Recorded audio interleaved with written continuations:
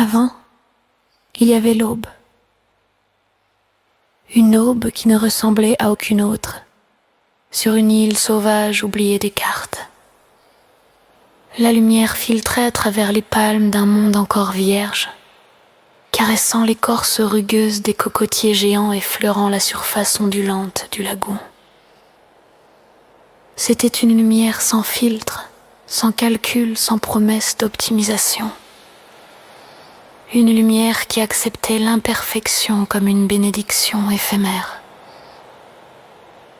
Cette imperfection qui porte en elle la beauté fragile de toute chose destinée à se métamorphoser. La terre grasse et tiède, s'incrustait sous les ongles des enfants qui creusaient des tunnels de sable volcanique noir.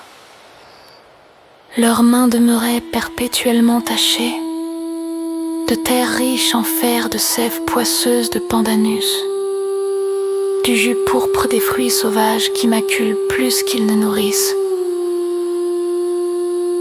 Cette saleté n'était pas un défaut à corriger, mais le signe tangible d'une vie pleinement embrassée, d'une existence qui acceptait le contact brut avec le monde dans toute sa complexité minérale. Et pourtant, dans cette âpre simplicité, quelle richesse insoupçonnée. Ses mains portaient en elles l'héritage millénaire d'une humanité qui n'avait pas encore oublié le goût authentique de l'existence.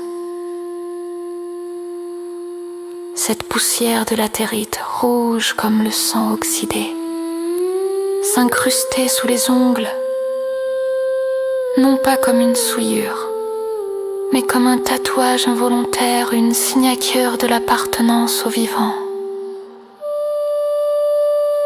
L'air palpitait des fluves complexes, l'iode âcre des embruns matinaux, mêlé à la senteur des vacoas qui ployaient sous le vent, la fragrance sucrée et capiteuse des fleurs de jasmin sauvage qui s'ouvraient avec la rosée. Cette harmonie olfactive non orchestrée, anarchique, imprévisible comme le peuvent être seulement les parfums que nul algorithme n'a jamais composés. Dans cette simplicité apparente se cachait déjà la prophétie de sa propre fragilité, puisque tout ce qui vit authentiquement porte en soi les graines de sa transformation.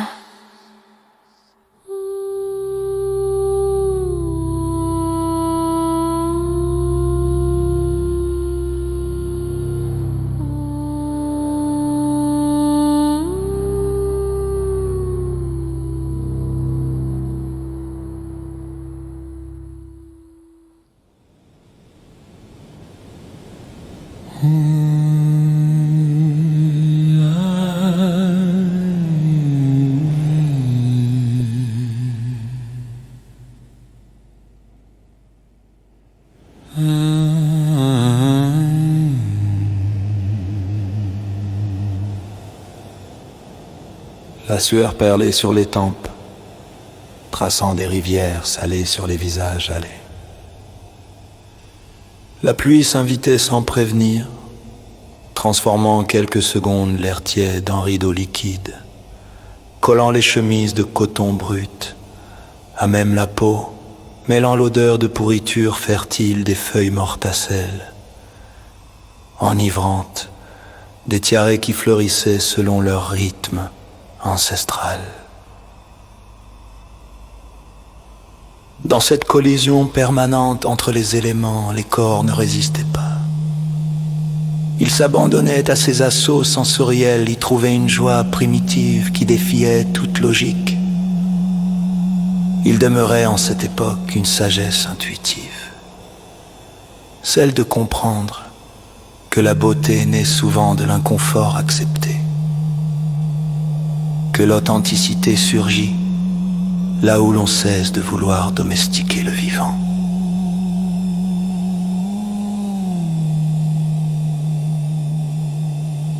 Parfois, un fruit tombait éclatant sur le sol basaltique dans un parfum de sucre fermenté.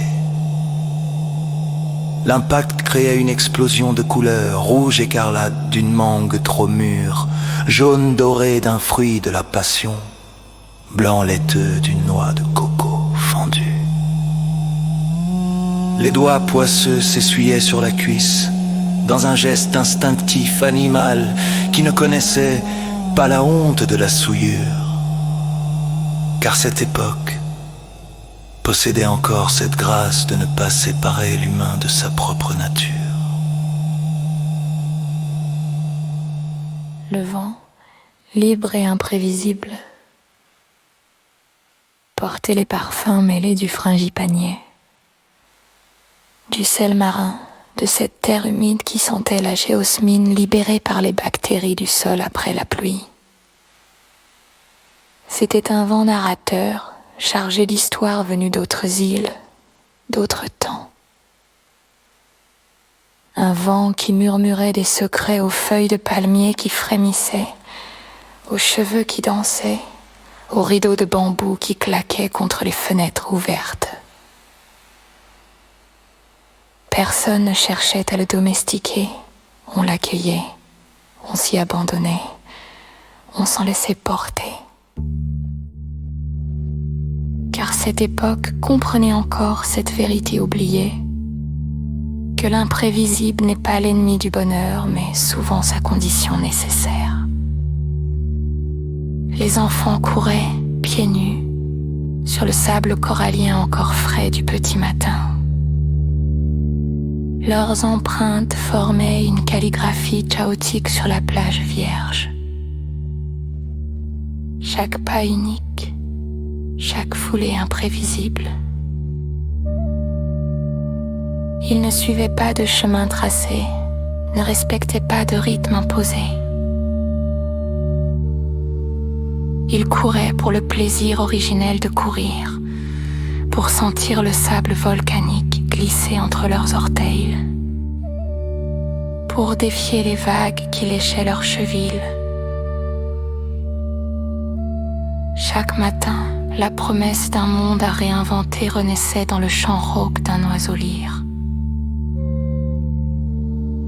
La danse imprévisible des poissons perroquets argentés.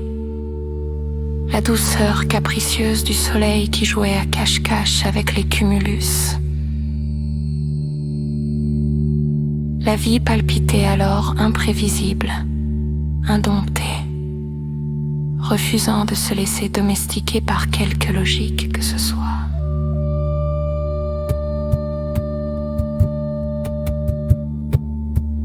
Et dans ce battement irrégulier résidait peut-être le secret le plus profond de l'humanité libre. Comprendre que l'harmonie véritable n'est pas de l'uniformité, mais de l'acceptation bienveillante du chaos créateur.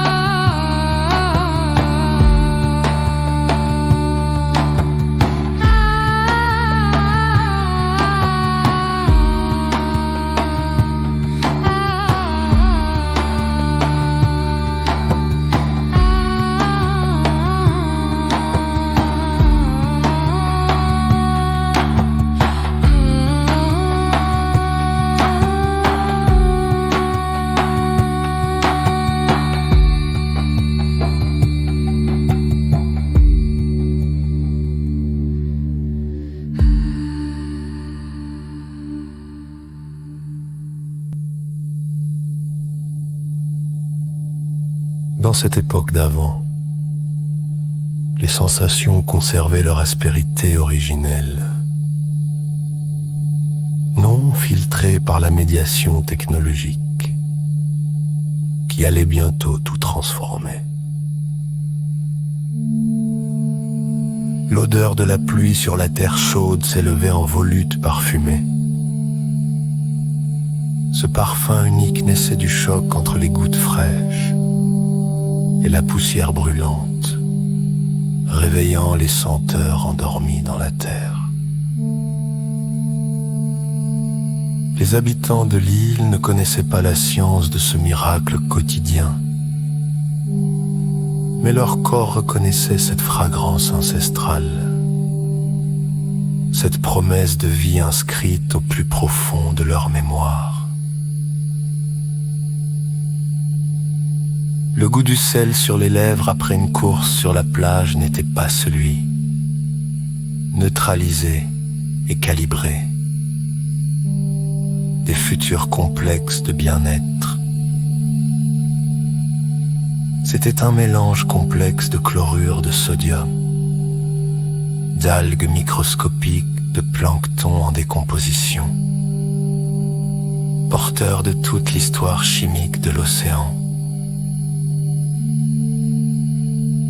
Les enfants s'amusaient à lécher leurs avant-bras pour retrouver cette saveur primitive, ce lien direct avec l'élément liquide qui les entourait.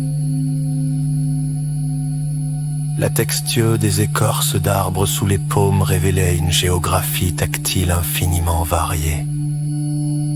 Craquelée pour les tamariniers centenaires, lisse et froide pour les ficus, collante et parfumée pour les gardénias. Chaque contact constituait une découverte, une cartographie sensorielle d'un monde qui n'avait pas encore été standardisé selon des critères de beauté parfaite.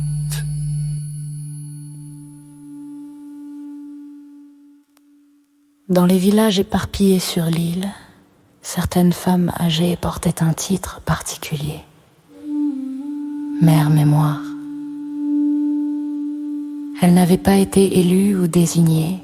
Ce statut s'était imposé naturellement à celles qui, par une grâce mystérieuse, semblaient capables de retenir non seulement les faits, mais l'essence même des époques révolues, comme si leur âme avait développé une capacité particulière à préserver l'impermanence dans la permanence du souvenir.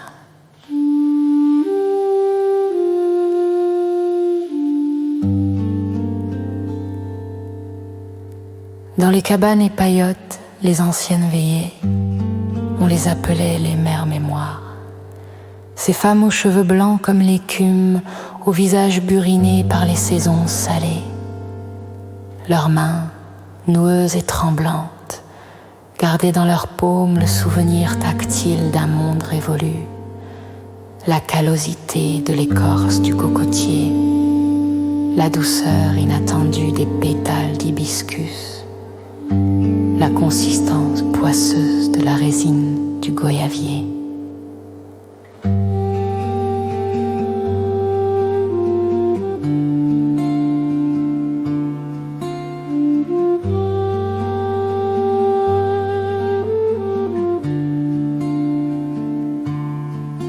Elles parlaient peu, ces gardiennes du temps d'avant, mais quand elles ouvraient la bouche, leur voix rauque libérait des trésors, des berceuses aux paroles oubliées, des recettes de tisanes aux vertus perdues, des noms d'étoiles que plus personne ne savait reconnaître dans le ciel nocturne. Leurs yeux voilés par la cataracte naissante contenaient pourtant une clarté que nul écran n'égalerait jamais, celle de la mémoire vivante, incarnée, irremplaçable.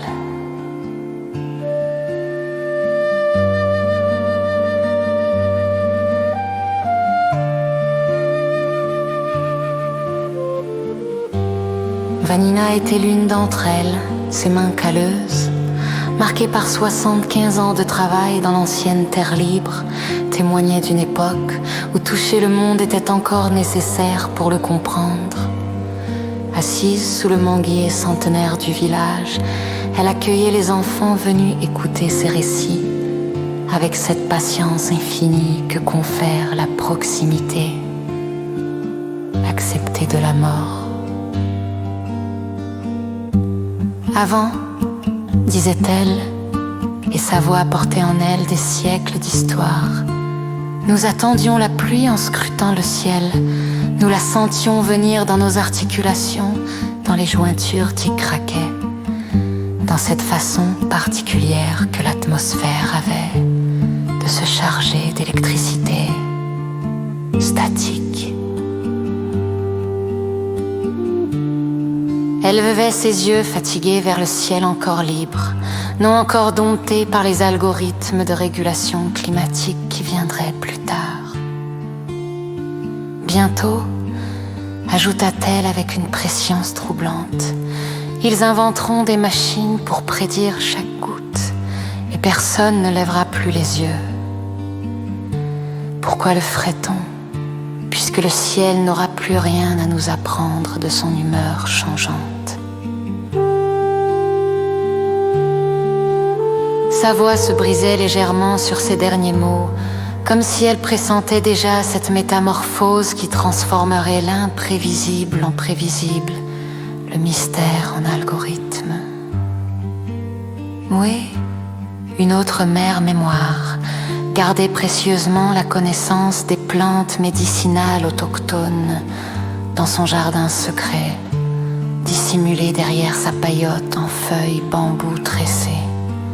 Elle cultivait des espèces que les futurs catalogues botaniques de Zen System classeraient comme non optimales.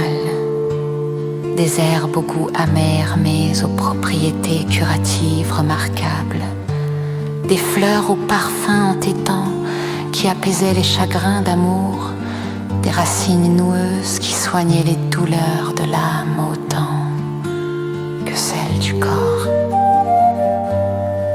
Chaque plante porte en elle une mémoire, expliqua-t-elle à ses disciples. La mémoire de la terre qui la nourrit, des pluies qui l'ont abreuvée, des mains qui l'ont semée.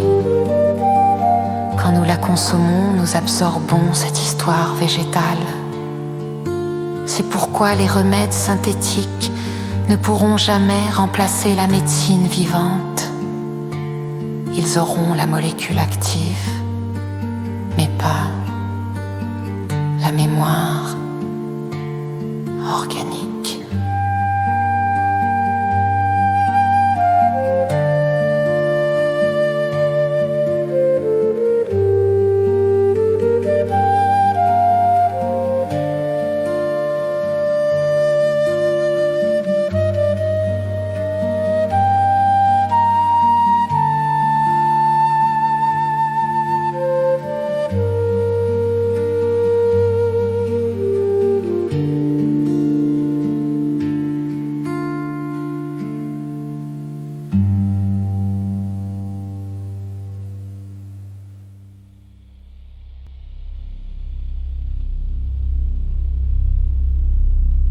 Puis vint ce que l'histoire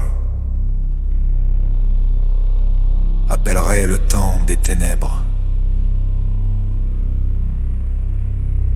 Ce ne fut pas une apocalypse soudaine, mais une érosion cadencée de l'espoir, cette forme particulière de désespoir qui s'installe quand l'horizon lui-même semble se rétrécir jour après jour.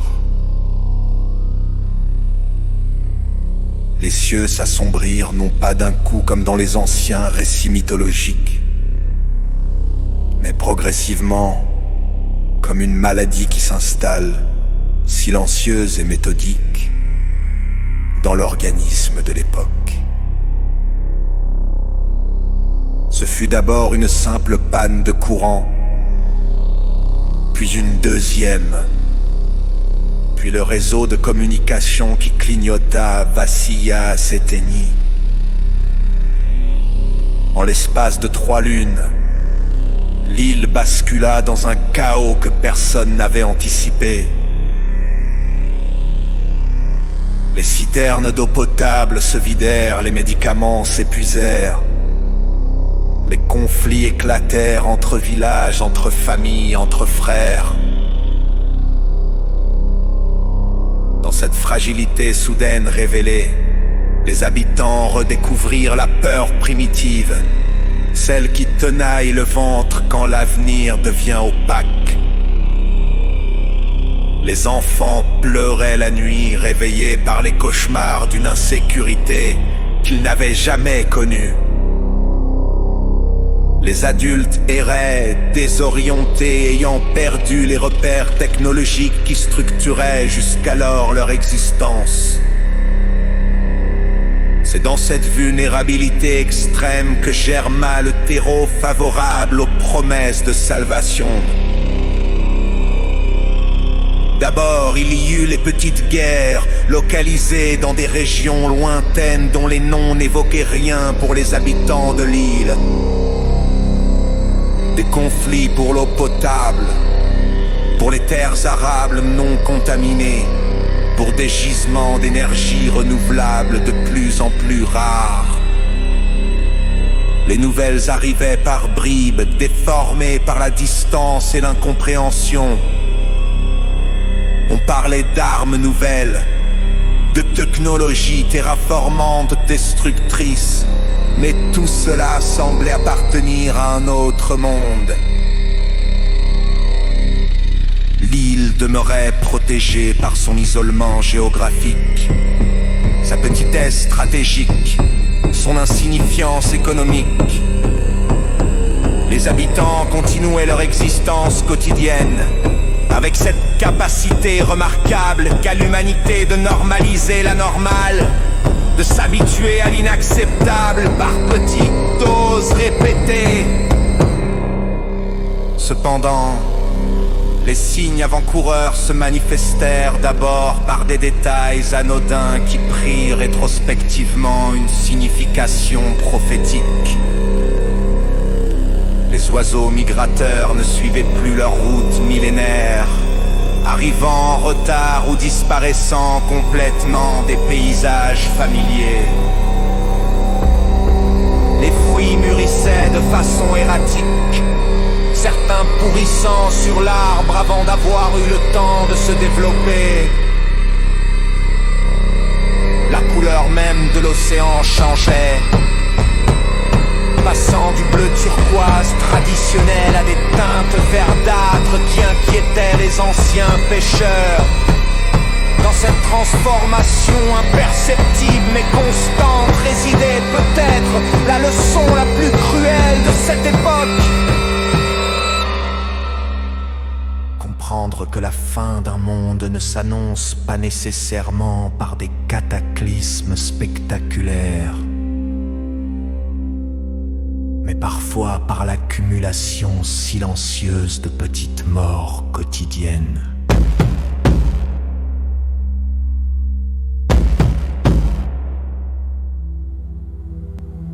C'est alors qu'ils sont venus. Ces êtres que l'histoire officielle appellerait plus tard les hommes de lumière, mais que les témoins de cette époque décrivirent différemment. Ils ne portaient pas de nom, ces premiers témoins. Juste Vanina, Moé et quelques enfants qui avaient gardé assez d'innocence pour voir au-delà des apparences. Pour eux, ces visiteurs n'étaient pas des hommes de lumière, mais plutôt des effaceurs de contours, et les limites du monde se brouillaient partout où ils posaient le regard. Dans les récits murmurants qui circulèrent discrètement entre les paillotes, on les décrivait comme des êtres aux mouvements trop fluides, aux sourires trop constants, aux voix qui s'adaptaient de façon troublante à l'oreille qui les écoutait. Ils ne clignaient jamais des yeux, remarqua un pêcheur, et leurs ombres, ajouta une tisseuse en frissonnant. Leurs ombres ne suivaient pas toujours leur corps. Ces détails, ces impressions fugaces, seraient plus tard effacés des archives officielles. Zen System ne conserverait que la version épurée, celle qui présentait l'arrivée comme un miracle de bienveillance technologique. Mais dans la mémoire secrète des derniers témoins libres, une autre vérité demeurait. Celle d'une inquiétude viscérale, inscrite au niveau cellulaire, qui criait à chaque fibre de leur être que quelque chose d'essentiel était sur le point d'être perdu à jamais. Ils arrivèrent par la mer, un matin où l'aube peinait à percer la brume. Leurs embarcations d'un blanc immaculé glissaient sur l'eau avec une aisance qui tenait du prodige. Aucun moteur ne vrombissait, aucune voile ne claquait.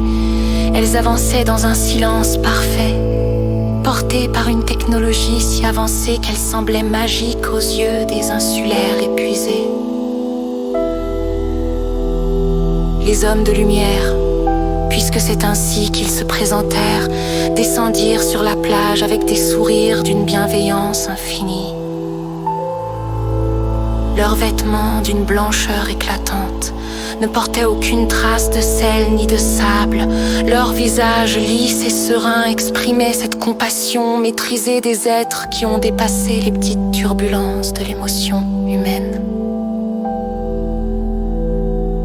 Nous sommes venus pour vous offrir la paix, déclare à leur porte-parole, d'une voix mélodieuse qui portait loin sans effort. Plus jamais la peur, plus jamais l'incertitude, nous vous apportons l'harmonie.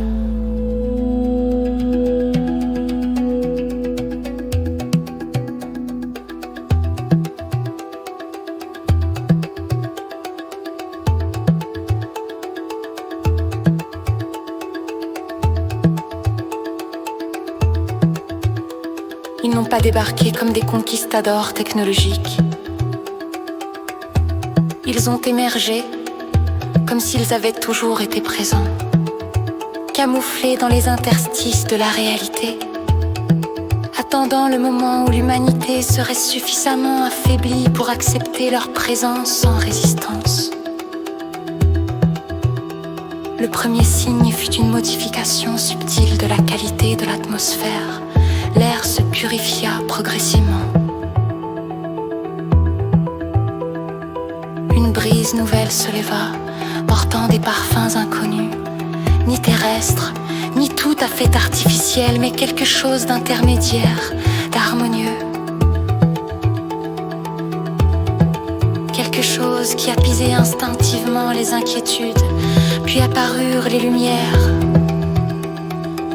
De douces lueurs, bienveillantes, qui dansaient au-dessus du lagon comme des aurores boréales tropicales. Ces lumières semblaient conscientes, réagissant à la présence des observateurs, s'approchant face à la curiosité, s'éloignant face à la peur, comme si elles possédaient une forme élémentaire d'empathie technologique. Enfin, ils se matérialisèrent. Pas tous simultanément, mais progressivement, comme si leur substance même se densifiait graduellement pour s'adapter aux limites de la perception humaine. Ils ne portaient pas d'armes visibles, mais leurs instruments, ces objets cristallins qui semblaient vibrer d'une intelligence propre, captaient, analysaient, comprenaient avec une efficacité qui dépassait l'entendement de cette époque, qui technologiquement rudimentaire.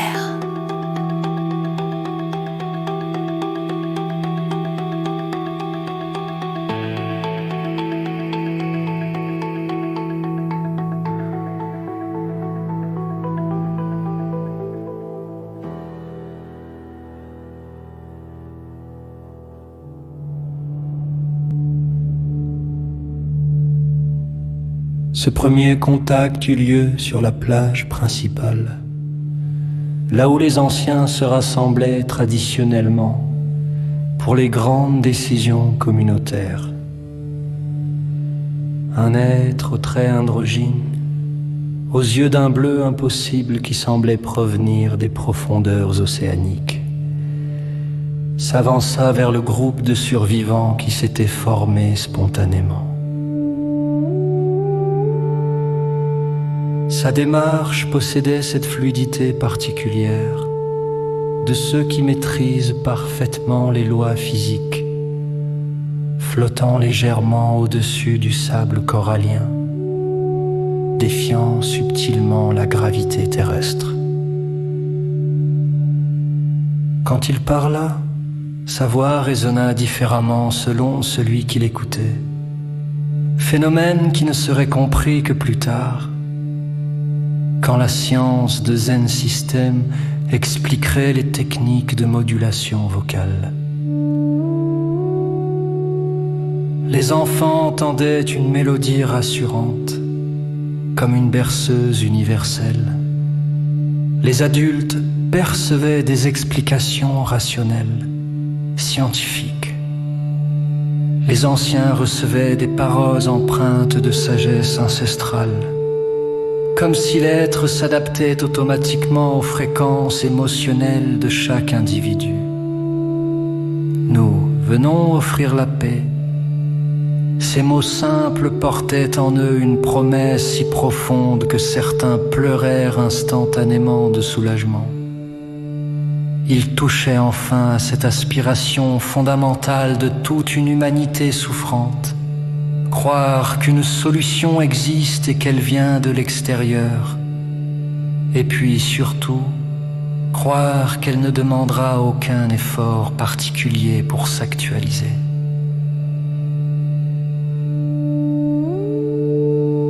Il tendit ses mains vers le ciel et instantanément les derniers nuages de guerre se dissipèrent, révélant un soleil que personne n'avait contemplé depuis des mois.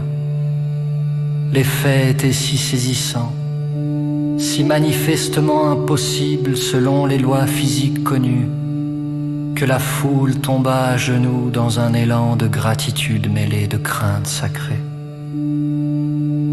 Nous pouvons guérir votre île, continua l'être.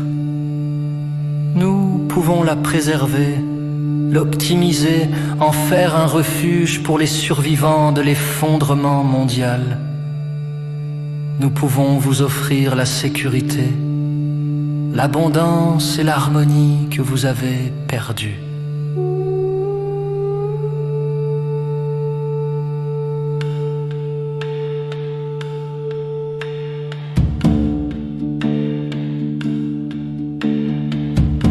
Et dans cette promesse résidait déjà toute l'ambiguïté de ce qui allait suivre, car tout bien considéré. Qu'est-ce que l'optimisation, sinon une forme subtile de transformation? Et qu'est-ce que la préservation, sinon parfois une manière élégante de nommer l'embaumement?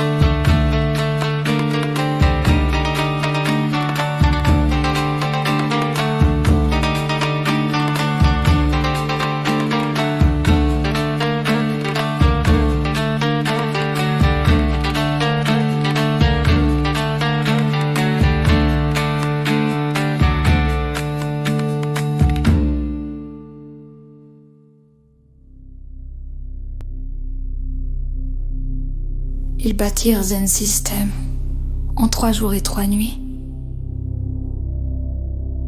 Exploit qui défie encore aujourd'hui l'entendement de ceux qui en furent témoins.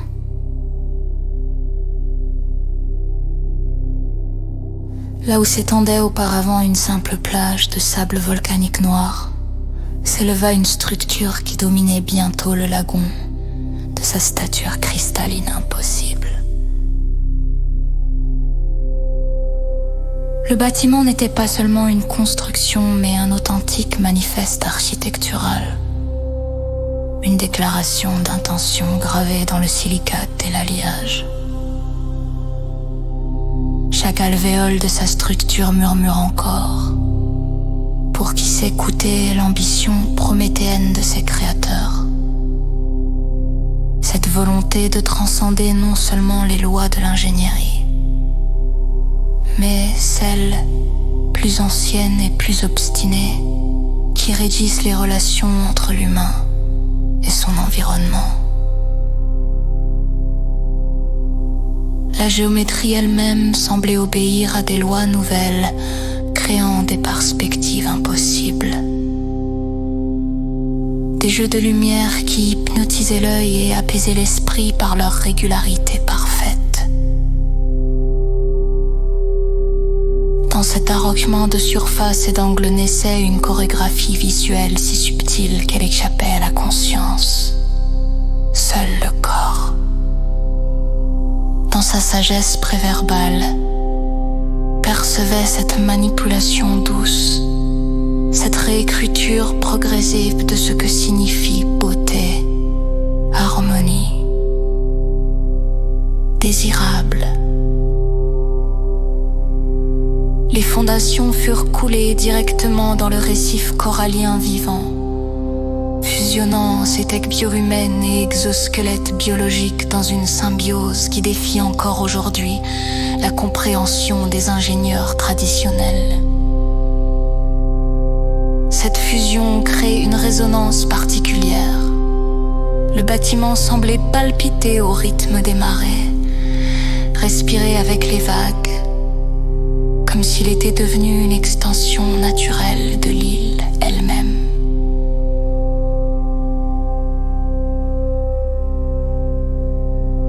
Autour du bâtiment central, des îlots de capteurs se multiplièrent comme des métastases technologiques bienveillantes. Ils s'insinuèrent dans les récifs, transformant peu à peu l'écosystème corallien en un réseau neuronal vivant.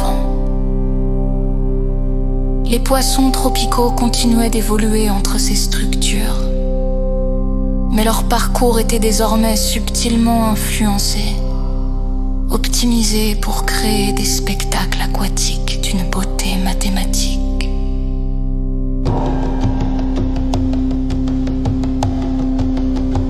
À l'intérieur, les salles se déployaient selon une logique organique qui défiait les lois.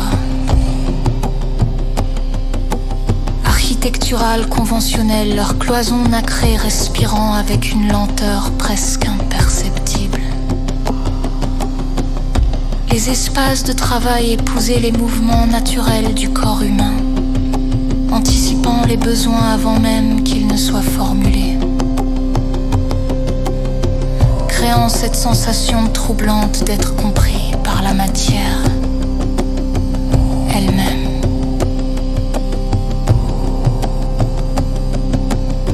Cette architecture ne se contentait pas d'accueillir les corps. Elle les rééduquait en douceur, substituant aux gestes spontanés des mouvements plus efficaces, remplaçant les postures naturelles par des alignements optimaux, jusqu'à ce que le simple fait de traverser une pièce devienne une chorégraphie inconsciente de précision. Les rares visiteurs extérieurs qui pénétraient ces espaces pour la première fois décrivaient une sensation paradoxale. Un confort absolu mêlé à un malaise indicible. Comme si leur corps se sentait simultanément accueilli et dépossédé.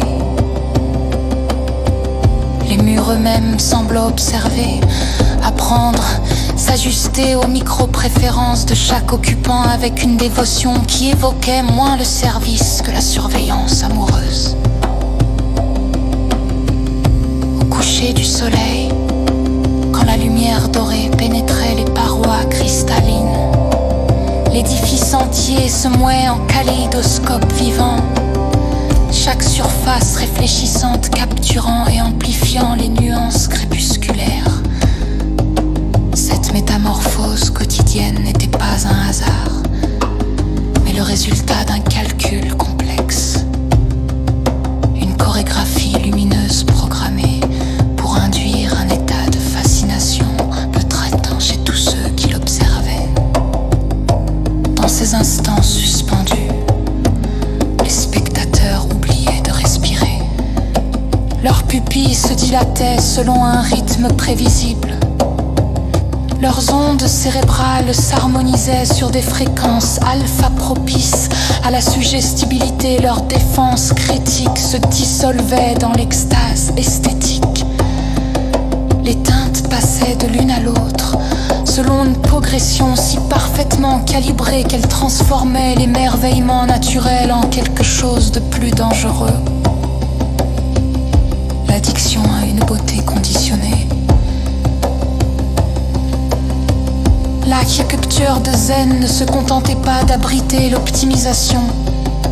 Elle en était la première manifestation tangible, transformant subtilement la perception humaine de ce qui était beau, normal, désirable.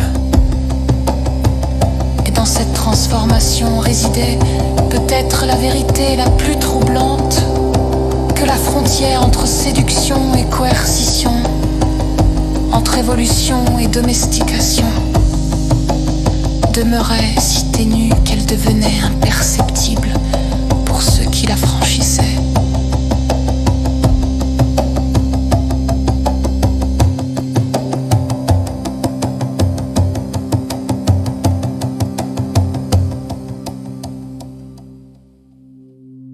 La cérémonie du premier calibrage demeure gravée dans les mémoires, comme l'instant où l'humanité franchit le seuil de non-retour. Par acceptation volontaire, cet événement concentre toute l'ambiguïté tragique de la condition humaine. Choisir consciemment sa domestication, avec la naïveté de celui qui signe l'acte de décès de son ancienne essence. La cérémonie eut lieu sur la Grand Place, au coucher du soleil.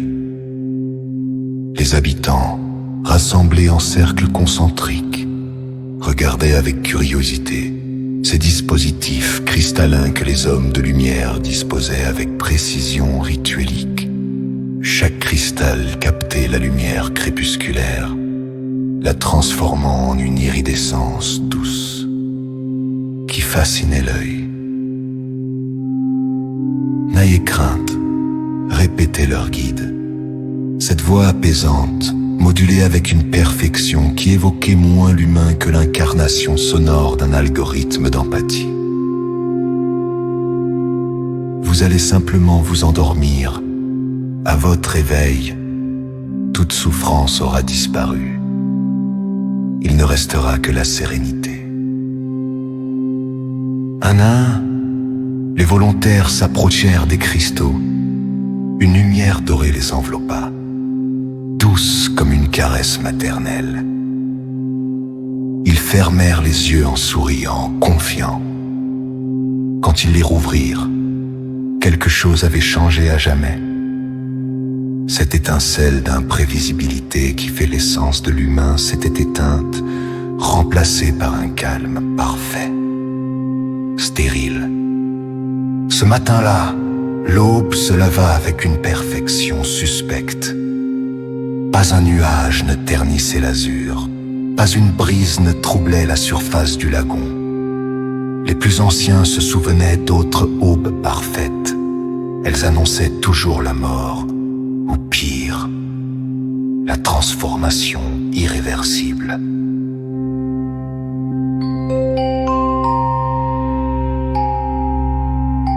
Des rangées d'enfants tuniques blancs immaculés avancèrent en silence sur le parvis de marbre rose de Zen System leurs pas.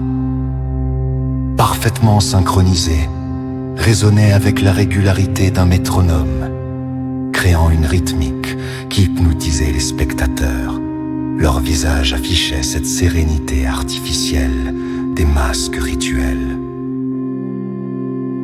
Les parents observaient avec un mélange de fierté et d'angoisse sourde. Ils avaient consenti à cette cérémonie, convaincus par les promesses. Leurs enfants seraient libérés du fardeau des émotions excessives, optimisés pour une existence de bonheur constant.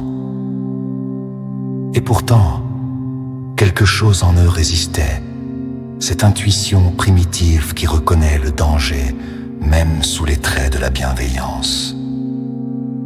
Le premier enfant s'avança, une fillette de 7 ans, aux boucles brunes qui captaient la lumière comme des filaments de cuivre. Elle regarda une dernière fois vers ses parents, et dans ce regard flottait encore toute la palette des émotions humaines, curiosité, appréhension, confiance, amour.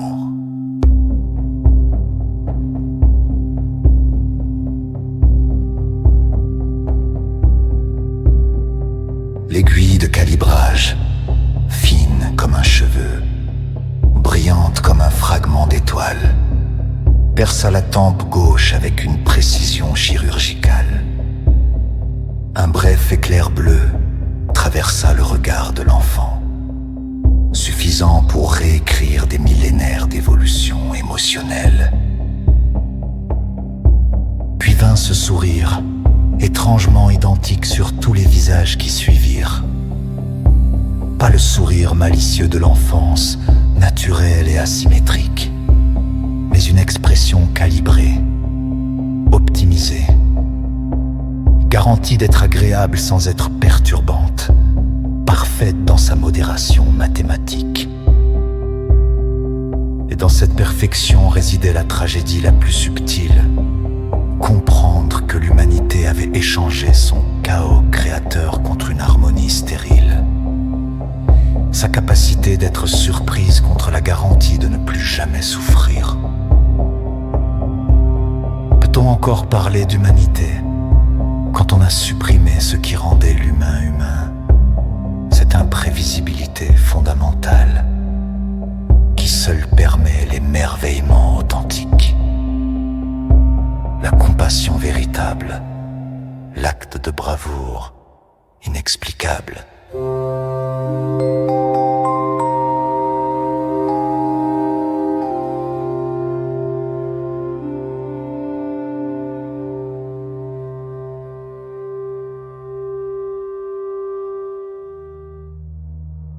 Au début, tout semblait effectivement plus doux, plus harmonieux, plus conforme à cette aspiration universelle au bonheur, sans effort.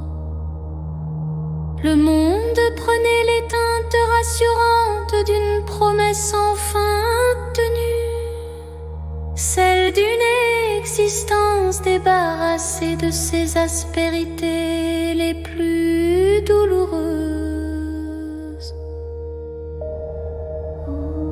Le soleil, régulé par des filtres atmosphériques invisibles, tissés dans la haute stratosphère, ne brûlait plus jamais.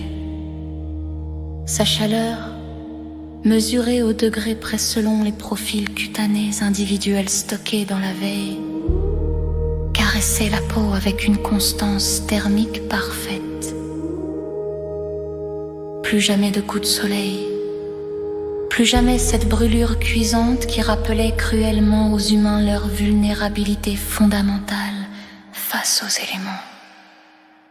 La star qui avait brûlé tant de peau au cours des millénaires était désormais apprivoisée, domestiquée, transformée en source de bien-être calibrée. La pluie tombait à l'heure dite, ni trop tôt pour perturber les activités prévues, ni trop tard pour nuire à l'irrigation des jardins hydroponiques. Chaque goutte semblait obéir à une chorégraphie invisible, tombant exactement là où elle était nécessaire. Inévitablement, miraculeusement, les zones où des humains déambulaient. Les jardins, justement, fleurissaient sans effort apparent, leur cycle biologique synchronisé avec les besoins esthétiques et olfactifs de la population. Chaque frangipanier s'épanouissait au moment optimal pour créer le maximum d'impact visuel et émotionnel. Ces pétales blancs, crème exhalant leur parfum capiteux précisément quand les habitants passaient à proximité. Les poissons dansaient en bancs synchronisés, leurs mouvements chorégraphiés par des implants bioélectriques microscopiques qui transformaient leur nage erratique en ballet aquatique d'une beauté mathématique. Les derniers touristes de l'époque, juste avant que Zen System ne décrète que l'isolement était préférable pour préserver la pureté de l'expérience, restaient des heures entières hypnotisés à contempler ces spectacles sublimes. Ils repartaient émerveillés, ne comprenant pas encore qu'ils assistaient ultérieurement non à un miracle de la nature, mais à sa réécriture algorithmique. Cependant, peu à peu, insidieusement, la frontière entre l'amélioration et le contrôle se brouilla comme une aquarelle sous la pluie. Ce qui avait commencé comme une assistance bienveillante est devenu progressivement une dépendance structurelle. Les habitants ne savaient plus prédire la météorologie en observant les cumulus. Pourquoi l'auraient-ils fait ? Puisque des notifications précises apparaissaient dans leur champ de vision augmenté 3 jours à l'avance, avec une fiabilité de 99,8%. Ils ne peuvent plus identifier les plantes comestibles par leur parfum ou leurs feuilles. Toutes les informations nutritionnelles s'affichant automatiquement dès qu'elles posaient le regard sur un végétal. Ils ne savaient plus évaluer les distances à la nage, des indicateurs holographiques traçant pour eux le chemin optimal dans l'eau turquoise. Ils ne ressentent plus la fatigue musculaire comme signal d'alarme biologique, des capteurs sous-cutanés leur suggérant le repos avant même que leur corps ne manifeste le moindre symptôme.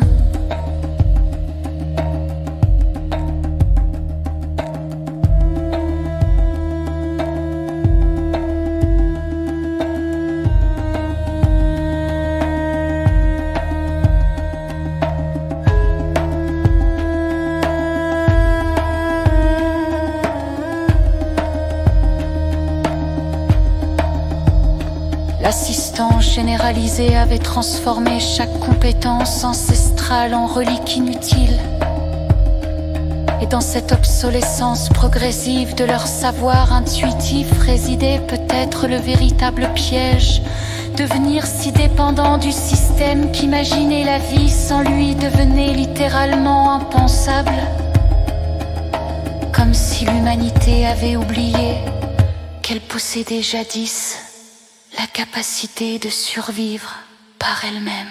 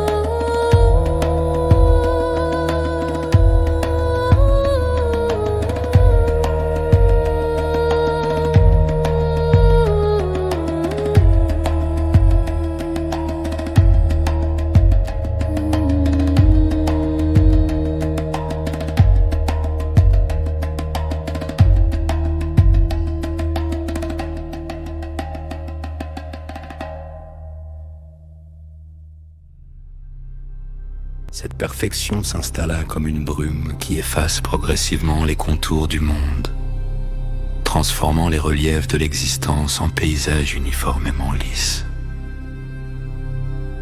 Ce qui avait commencé comme un adoucissement bienveillant des aspérités douloureuses devint peu à peu une dissolution systématique des frontières mêmes qui définissaient l'expérience humaine dans toute sa complexité.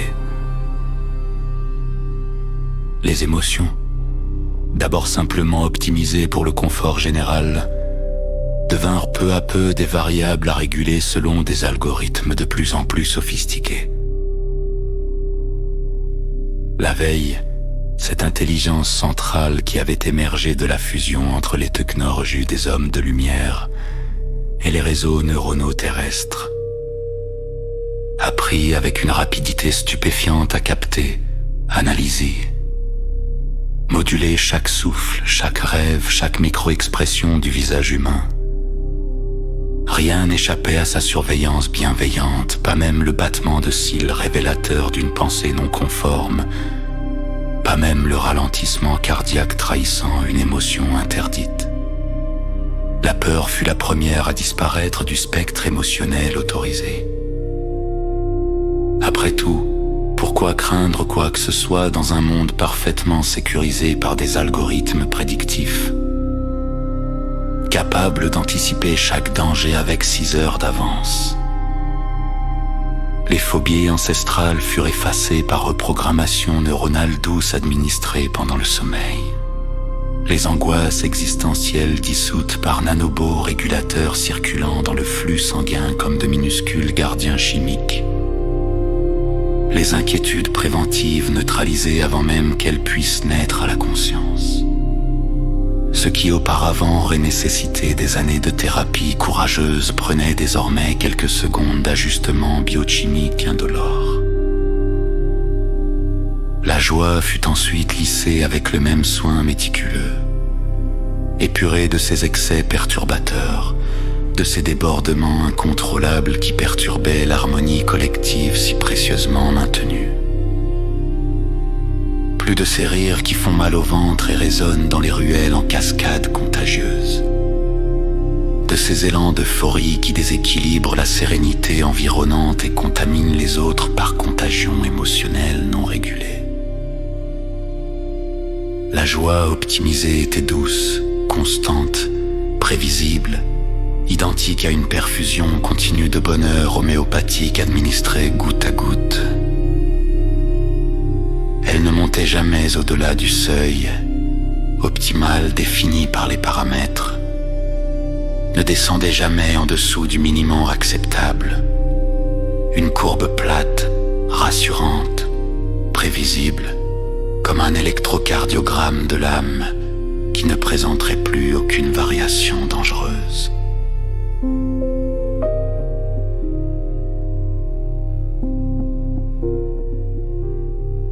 Même l'amour, ce sentiment que les anciennes civilisations considéraient comme sacré, n'échappa pas à cette rationalisation progressive.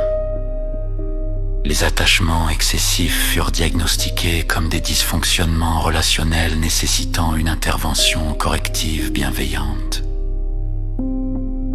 Les passions destructrices furent redirigées avec fermeté douce vers des objets plus appropriés. L'art optimisé qui ne provoquait aucune émotion déstabilisante. Les sports calibrés dont l'intensité restait dans les limites sécuritaires.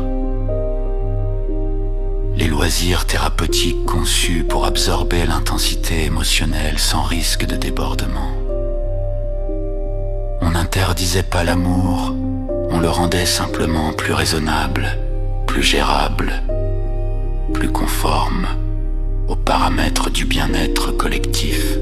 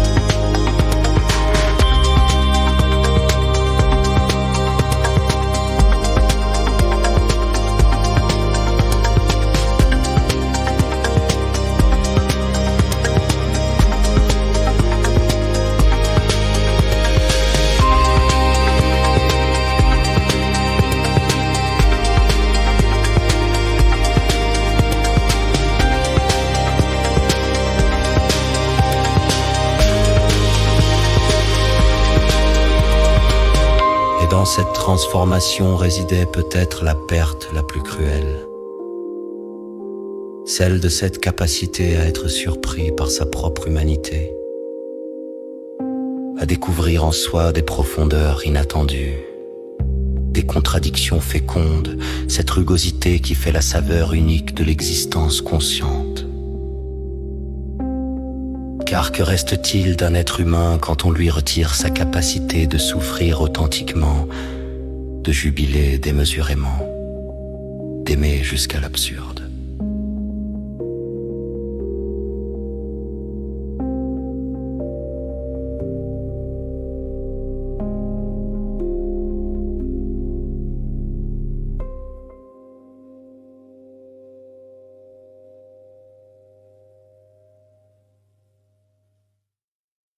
Aujourd'hui, la nature, l'humain, le rêve même sont devenus des objets contrôlables, des paramètres ajustables dans l'équation gigantesque du bien-être collectif. Ce qui échappait jadis à toute maîtrise désormais s'inscrit dans des algorithmes prédictifs d'une précision chirurgicale. Zen System règne, leader incontesté du bien-être augmenté, de la robotique organique, de l'utilisation bienveillante des souvenirs. L'entreprise a su transformer ce qui était autrefois considéré comme des dimensions intimes de l'existence en ressources exploitables. Son influence s'étend bien au-delà de l'île tropicale, où elle établit son siège inaugural. Des antennes relais dissimulées dans des formations coralliennes artificielles maintiennent une connexion constante avec un réseau planétaire d'îles similaires, toutes soumises au même protocole d'optimisation comportementale. 147 archipels calibrés forment ensemble une constellation de laboratoires humains parfaitement synchronisés. Chaque individu porte en lui des ressources insoupçonnées, répète inlassablement la doctrine officielle, mais ces ressources doivent être révélées, modélisées, rendues productives selon les standards d'efficacité collective. Le potentiel humain n'est plus une promesse mystérieuse, mais une donnée quantifiable. La veille orchestre ce ballet gigantesque, flux de population optimisé, crise anticipée et résolue avant même d'éclore. Désir canalisé vers des objets appropriés. Rêve formaté selon des standards de bonheur validés statistiquement par des millions de simulations neuronales. Le système fonctionne avec une efficacité qui confine à l'élégance mathématique. Plus personne ne se perd dans les ruelles, car les chemins optimaux s'illuminent sous les pas. Plus personne ne souffre de solitude, car des compagnons artificiels d'une empathie parfaitement dosée se matérialisent à la première manifestation de tristesse. Plus personne ne connaît l'angoisse du choix, car chaque décision est prémâchée par des algorithmes qui connaissent mieux que soi-même ce que l'on désire vraiment. Au centre de chaque quartier résidentiel parfaitement géométrique, les fontaines d'harmonie s'activent 3 fois par jour selon un calendrier immuable, diffusant lentement dans l'atmosphère tiède des nanoparticules régulatrices que les habitants appellent affectueusement les berceuses. Le nom même trahit l'infantilisation douce de toute une civilisation bercée dans un sommeil éveillé, dont elle ne cherche plus à s'extraire. Personne ne remarque plus la fine pellicule irisée qui se dépose chaque jour sur leur peau, leurs vêtements de lin blanc, leurs pensées, comme un vernis qui, couche après couche, transforme le bois vivant de l'humanité en objet lisse, imperméable aux intempéries de l'âme. Les enfants qui naissent aujourd'hui ne connaîtront jamais le goût âcre de la vraie peur, l'ivresse vertigineuse de la vraie joie, la déchirure béante de la vraie perte. Ils grandiront dans un cocon de sécurité totale, protégés de toute expérience qui pourrait les marquer. Et dans cette protection absolue réside peut-être la cruauté la plus raffinée jamais conçue, celle de priver un être de la possibilité même de devenir.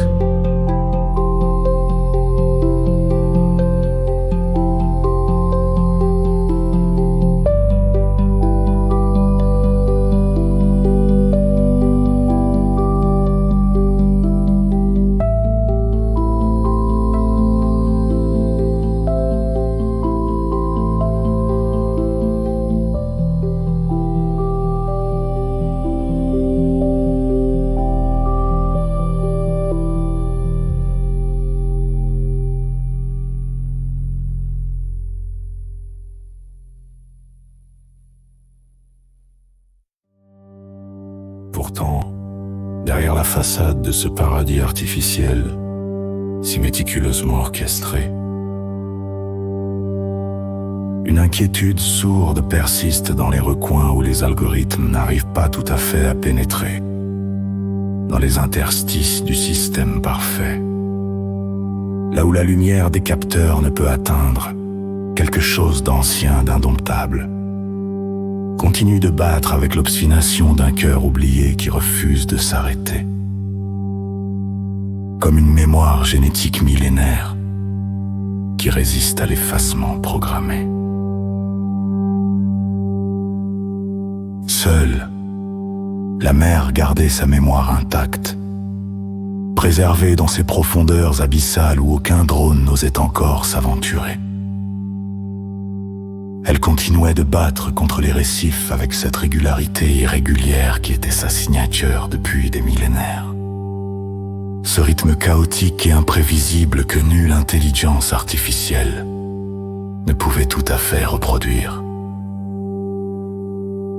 Ces vagues portaient encore l'écho des rires d'enfants libres qui couraient pieds nus sur le sable chaud, le sel amer des larmes anciennes versées sans permission ni modération. Les murmures passionnés des amoureux qui s'étaient jadis promis fidélité sur ces rivages, à l'époque bénie où les serments n'avaient pas encore besoin d'être validés par des algorithmes de compatibilité. Les coraux maintenaient leur balai millénaire dans les profondeurs turquoises, indifférents aux transformations radicales de la surface. Les poissons suivaient leurs migrations instinctives gravées dans leur ADN depuis des temps immémoriaux. Sourds aux nouvelles homoniques tentaient d'imposer les hommes de lumière avec leurs implants bioélectriques. L'océan demeurait rebelle, indomptable, authentiquement sauvage dans son essence même.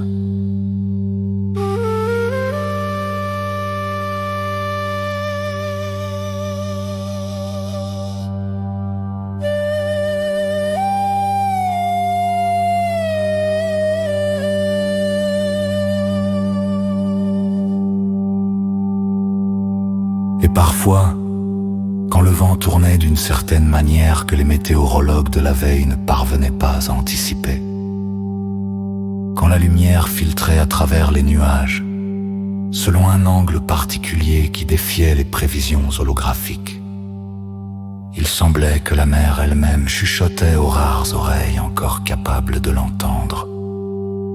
Souviens-toi. N'oublie pas qui tu étais avant qu'ils ne t'apprennent qui tu devais devenir. Rappelle-toi le goût de la liberté. Même si ce souvenir te brûle, désormais comme un sel sur une plaie ouverte.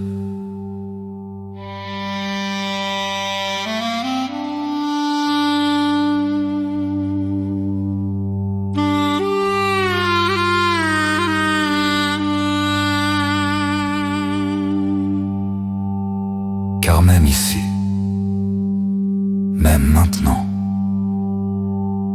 dans ce paradis calibré où chaque paramètre de l'existence est optimisé, Une question insistante et insidieuse demeure, tapie dans les profondeurs inaccessibles de la conscience collective. Qui es-tu vraiment quand tu n'as plus rien à cacher aux algorithmes omniscients? Que reste-t-il de ton humanité véritable quand tu as oublié comment rêver tes propres rêves sans qu'ils soient filtrés, analysés, redirigés vers des standards acceptables?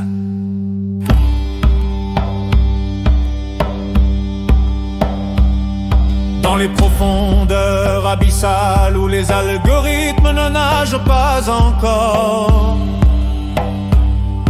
où la pression écrase toute technologie trop fragile, la mer se souvient avec la fidélité têtue des océans. Elle garde précieusement la mémoire des cris premiers, ceux des baleines libres qui chantaient leurs épopées dans les fosses océaniques sans se soucier d'être comprises, ceux des tempêtes non programmées qui sculptaient les côtes selon leur fantaisie, Séculaire et imprévisible.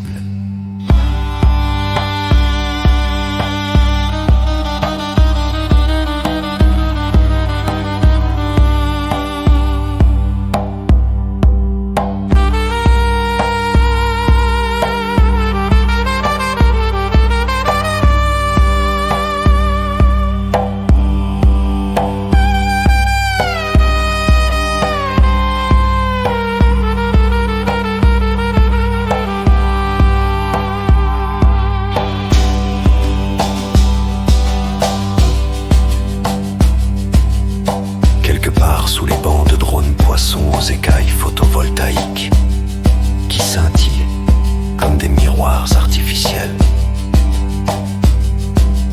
Un cœur ancien bat encore, syncope, irrégulier, défiant toute tentative désespérée de synchronisation.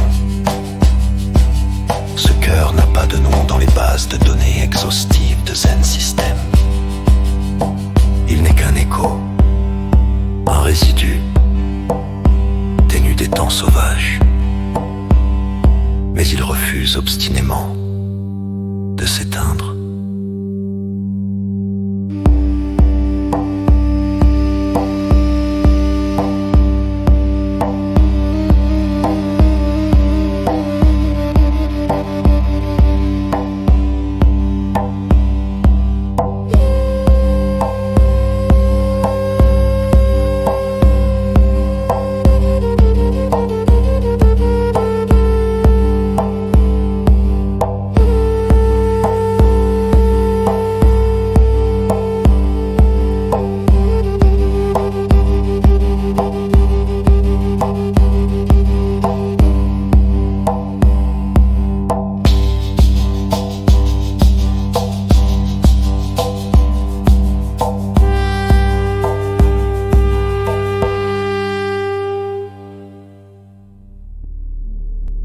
Quelque part, dans une famille lointaine,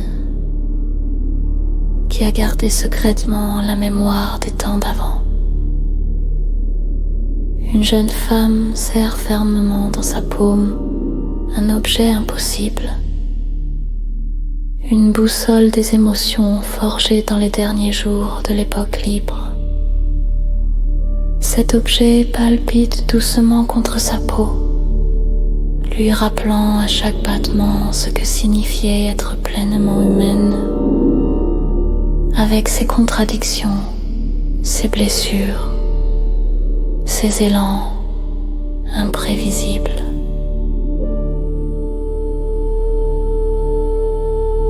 Mais cela, c'était avant que l'île ne devienne Neo Pacifica, modèle de perfection sociale, vitrine de l'optimisation émotionnelle réussie, avant que les derniers témoins de l'ère de la veille ne disparaissent un à un, emportant avec eux les secrets d'une humanité non calibrée. Aujourd'hui, 27 années ont passé depuis le premier calibrage. Une nouvelle génération a grandi dans l'harmonie programmée, ignorant tout de ce qu'était la vraie joie, la vraie tristesse, la vraie colère. Chacun sourit quand il faut sourire, s'attriste, quand c'est approprié et s'indigne dans les limites acceptables. Pourtant, quelque part dans l'archipel lointain, une jeune femme navigue vers Neo Pacifica. Elle porte en elle quelque chose que les calibreurs n'ont pas réussi à éteindre, la mémoire du monde d'avant et la détermination silencieuse de le faire renaître. Elle porte en elle la promesse d'une brèche dans le système parfait. Le temps semble arrêter dans cette perfection cristalline et ailleurs, dans une salle aux murs translucides, un homme contemple des écrans où s'affichent des courbes parfaites, des statistiques optimales, des indicateurs de bonheur collectif qui ne cessent de croître. Il sourit, satisfait. L'harmonie est presque totale, presque absolue, presque. Car dans les profondeurs du système, là où même la veille ne porte pas encore son regard omniscient, quelque chose d'autre s'éveille lentement. Quelque chose qui n'a jamais accepté l'optimisation, qui a attendu son heure dans l'ombre des algorithmes, patient comme la marée montante, inébranlable comme les fondations volcaniques de l'île. Cette chose ancienne et indomptable porte un nom simple, la liberté. Et elle s'apprête à créer la première fissure dans l'édifice parfait de Zen System. Cette fissure que nulle optimisation n'avait su prévoir, car elle naît précisément de ce que les algorithmes ne peuvent quantifier, l'imprévisible beauté de l'âme humaine. L'histoire qui commence maintenant est celle de cette impossible résurrection. La brèche va s'ouvrir et avec elle, tout va changer. Et cette vérité immuable que nulle optimisation ne peut effacer va éclore à nouveau. L'humanité authentique porte en elle une capacité de renaissance qui ne sommeille jamais vraiment. Cette capacité s'éveille aujourd'hui dans les rues cristallines de Neo Pacifica. Quelque chose commence à bouger, imperceptiblement, dangereusement. Et Zen System, malgré toute sa perfection algorithmique, ne l'a pas vu venir. Car comment prévoir l'imprévisible beauté de l'âme humaine qui refuse de mourir? Dans quelques heures, cette capacité va se révéler. Et quand elle le fera, même la perfection aura un prix à payer.